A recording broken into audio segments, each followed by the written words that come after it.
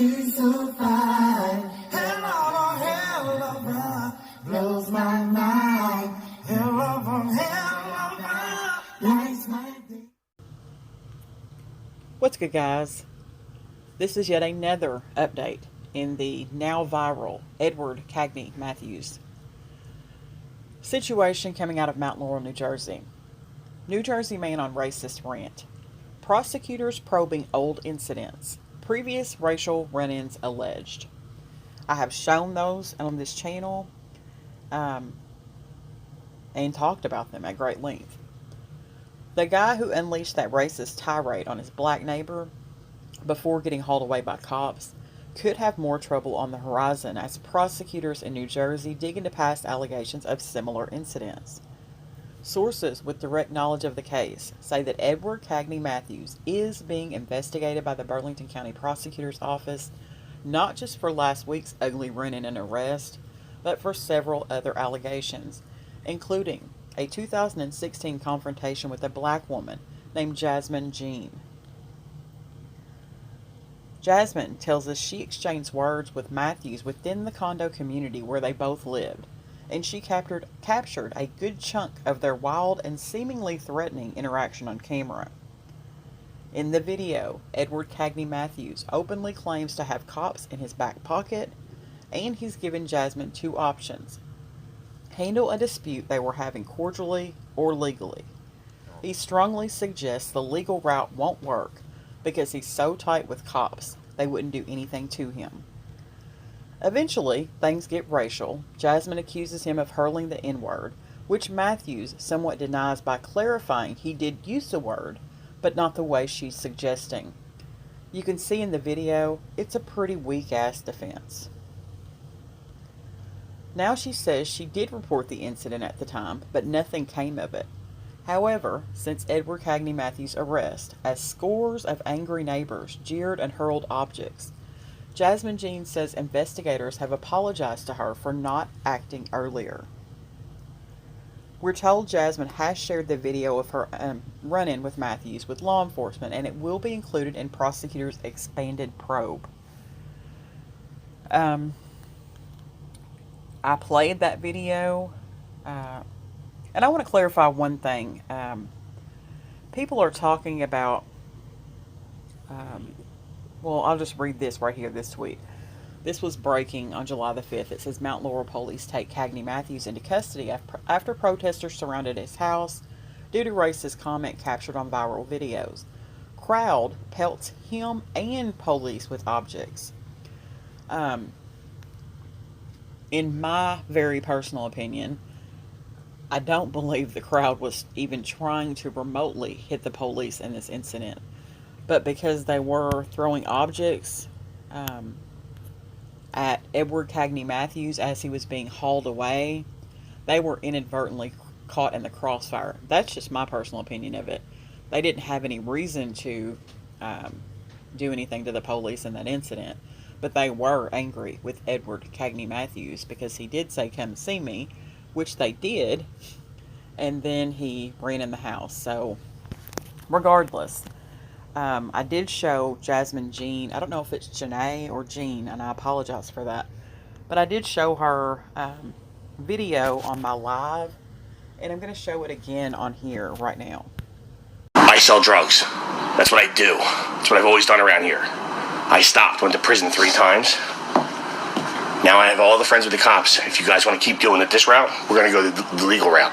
You're not going to get any help from the cops because they're my people. Do you understand?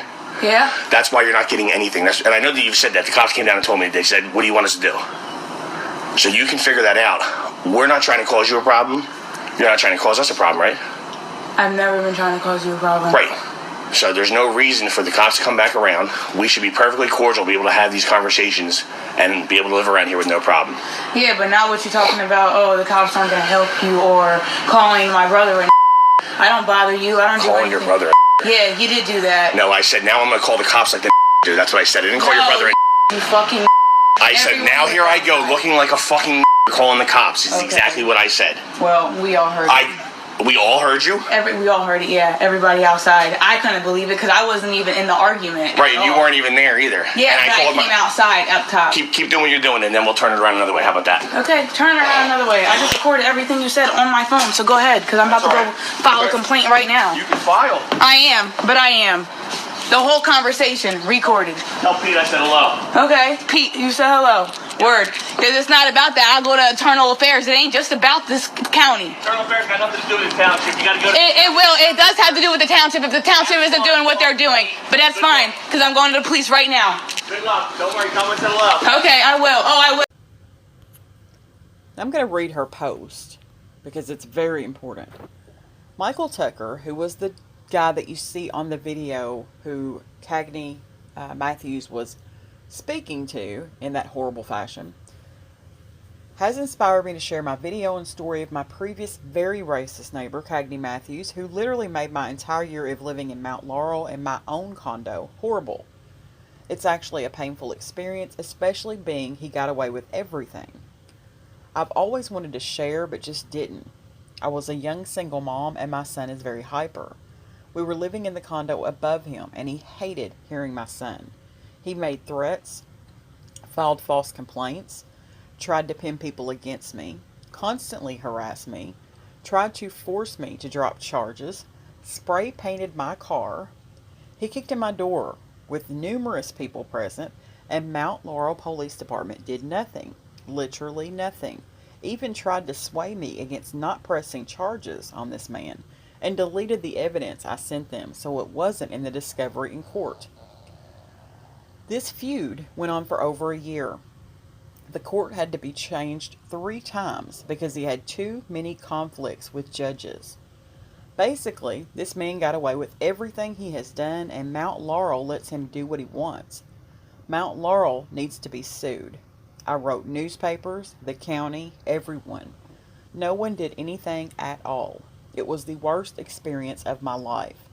I thought moving to Mount Laurel would have been a great thing, but was really wrong. She also shared pictures on her Facebook page of the door that he tried to kick in, as well as the car that he spray painted in broad daylight with people present, saying something to the effect of, speaking about her, Jazmyn Jene, or Jazmyn Jene. I'm sorry I'm mispronouncing it. I suck in cock, something to that effect, something horrible.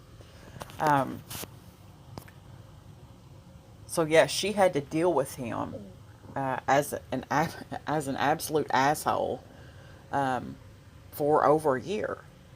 That's traumatizing to have to deal with someone like that. He even wrote her a silly little note saying something to the effect he was sorry. Just absolute foolery. But it's actually on her Facebook page. And I did share that and show that in my previous live regarding Edward Cagney Mathews.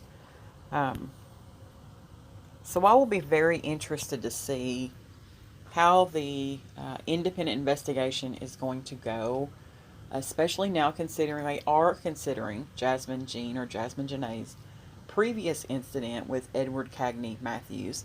And I'm also aware of another young lady who did not want her name mentioned, who has separate video aside from the video that we just saw, along the same lines though.